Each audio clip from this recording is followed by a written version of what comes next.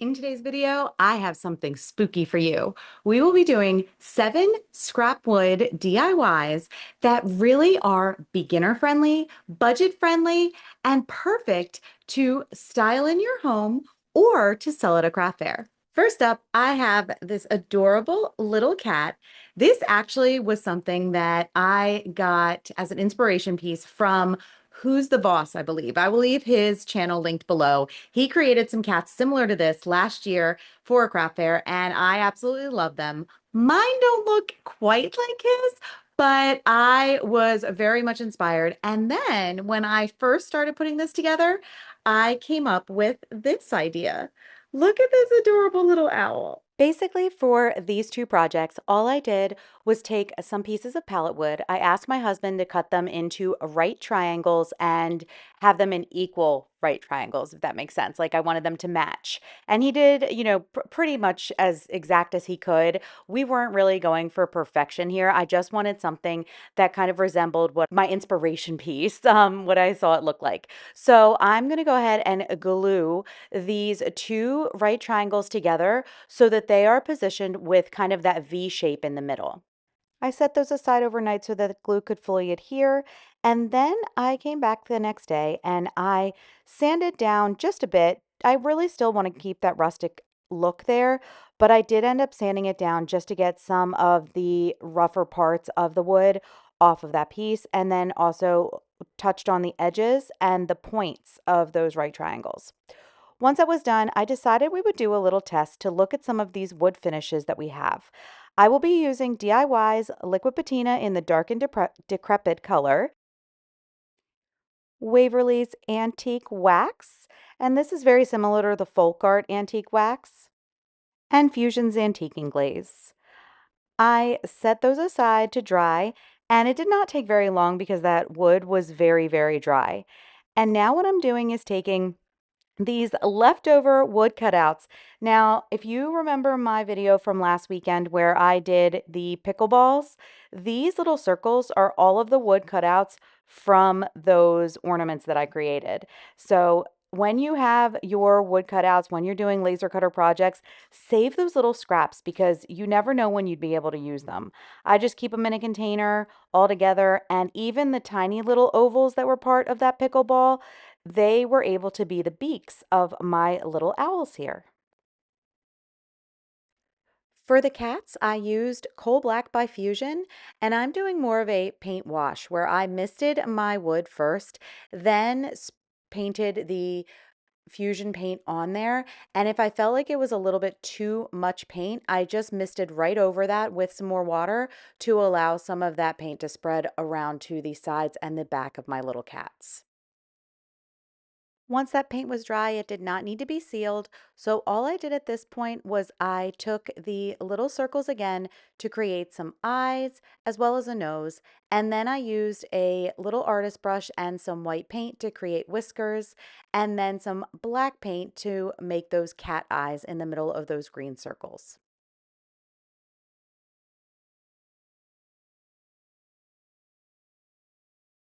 I had my 3 baby owls I already showed you, but I didn't show you the big mama. Here's that mama owl with her little owlets. And for this, I just grabbed a piece of fence post, I think that I had had for a while.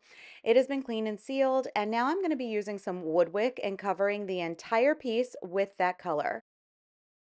Once that was done, I added the eyes as well as that beak, similar to how I had done with the little owlets. It's just I used bigger circles for the eyes and then a diamond shape for the beak, which again was just a random piece of scrap that I had from some of my wood cutouts. I then sealed everything with some dark wax, and it was the perfect way to bring all of these little pieces together. There was some discussion on the community tab here on YouTube about whether or not an owl is spooky.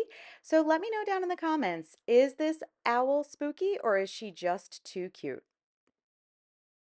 Now for this next project, I was planning on doing some pumpkins, but decided that it wasn't necessarily the best. It didn't really go with the theme for today. It was all about spooky things. The reason I'm showing you this clip is because I originally had taken a few different pieces of 2x4s and drilled some holes to create these pumpkins. Now, this one I am going to save for another project, but I want to show you this other one I created that actually has 3 sets of 2x4s glued together to make a larger, thicker pumpkin, but I'm not going to make a pumpkin out of it today. I painted that set of 3 in chocolate by Fusion, distressed it back, and then I painted some ghosts on the one side of this. I guess we can call this more of a shelf sitter now. I did do another one that does not have those holes drilled in the top that can be more of a riser, but because this one has those holes in the top, we are going to need to address that somehow before this project is complete. So I created another ghost, and my ghost has a stem. So if you look carefully, you can see inside it has a little stem. And the reason it has a stem is because this is not actually a ghost. I originally cut this as a mushroom. So it was a mushroom that I cut out and now created a ghost out of it so that I could stick it into that spot that was missing, or that where the hole was. And then I used some, what is this? The Spanish moss, and then some other little like greenery that I got from Julie's Designs and Signs. And I was able to create kind of like a little, another type of, I guess, little tablescape type thing, a little shelf sitter, but it's an embellished shelf sitter. I don't know. I really liked this one. I thought, again, it gave you that little bit of spookiness, a little bit more subtle than the orange. And I like that the top is something a little bit more unique. Another thing that I saw, I'm pretty sure I saw either on Pinterest or from another woodworker, was these crows. I basically just grabbed, like, this was really fun because these little houses I already had. I bought them from Royce Cycle Treasures, off of her Whatnot sale about a year ago. And so I painted these in black, distressed them, tied that same greenery I got from Julie around with some twine. And then I added a couple of wood cutouts. Now, these wood cutouts were just ones that I had in my stash. I didn't cut these myself, but this little like teardrop or flower petal, I thought made a perfect like beak, nose, and then the eyes. And to me, it looks a little bit like a Muppet, but I really like it anyway. I thought they were really cute. They're a little bit more whimsical than they are spooky, but I liked that.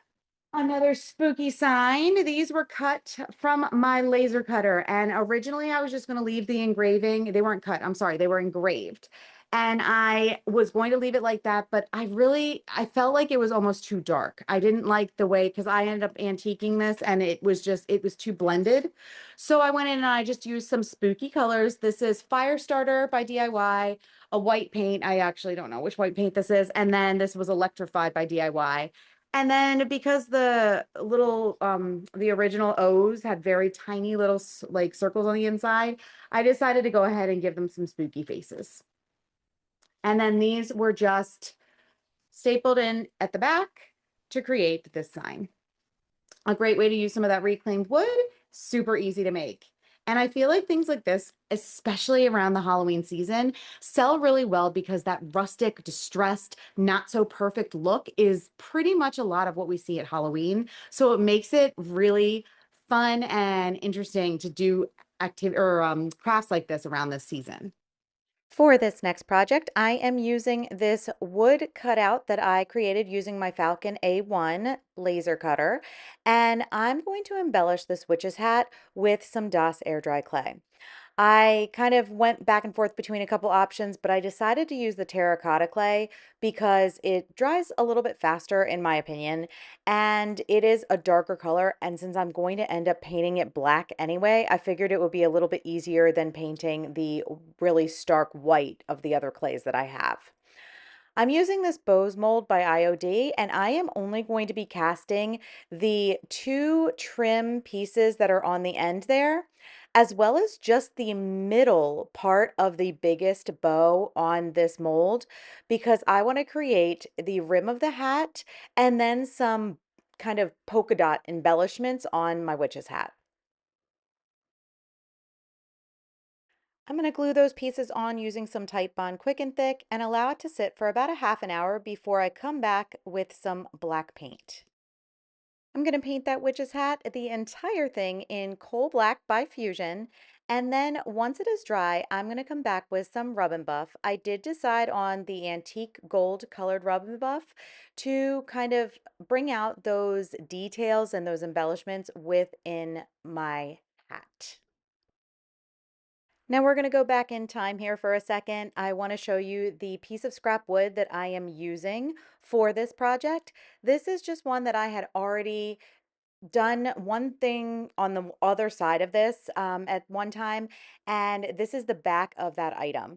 It was painted in either limestone or plaster by Fusion, and so it does offer, instead of that stark white, a little bit more of a creamier and warmer white look to the piece.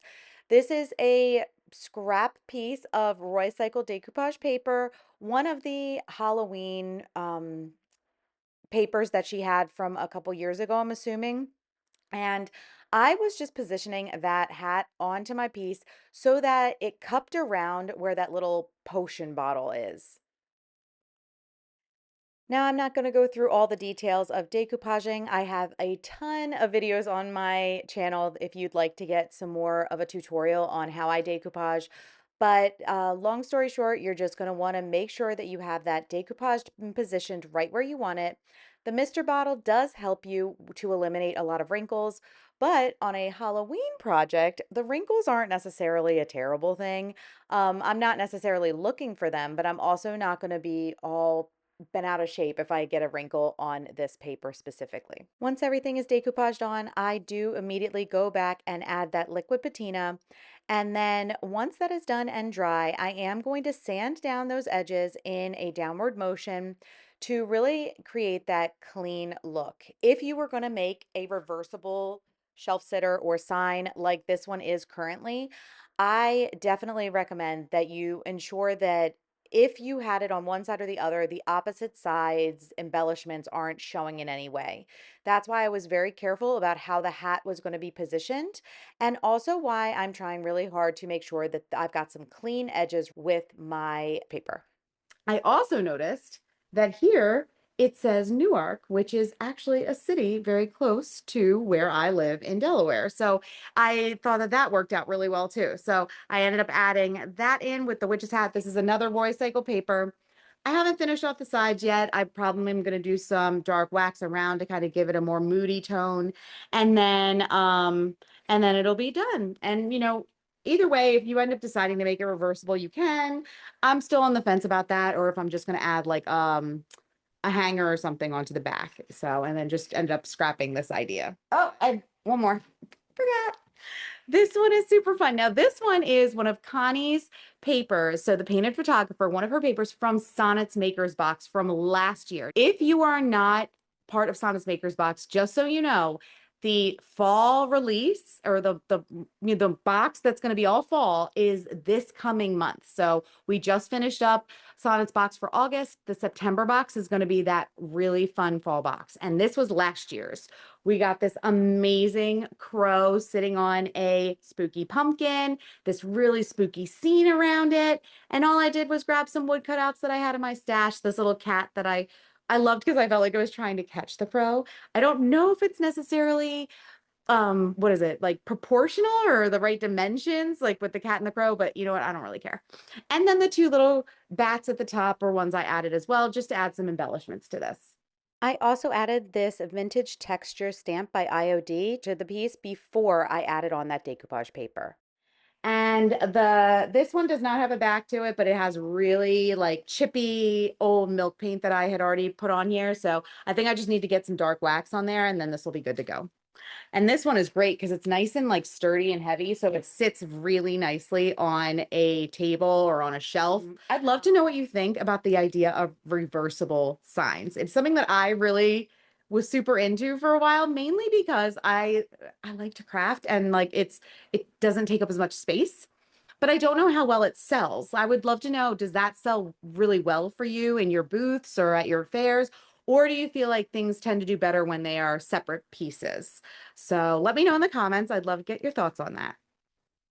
I hope today's video got you inspired to grab some of those leftover pieces of wood that you may have lying around.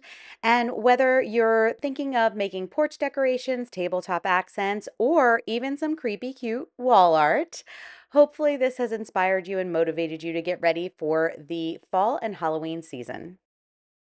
Thank you so much for joining me today, and I look forward to seeing you again in the next one.